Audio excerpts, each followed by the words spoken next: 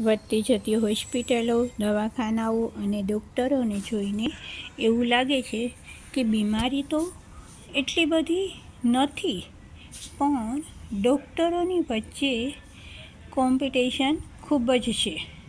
પણ જો કે અહીંયા આપણે ડૉક્ટરો વિશે કશી જ વાત નહીં કરીએ, પણ મારે જે વાત કરવાની છે એ છે કે બીમારી શરીરમાં આવે જ નહીં તે માટેનો પ્રયાસ કરવાનો.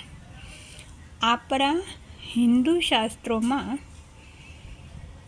શરીર વિશેનું જ્ઞાન બહુ ડીપમાં આપેલું છે અને ખોરાક એ જ રોગના નિવારણ માટેની ચોક્કસ દવા છે.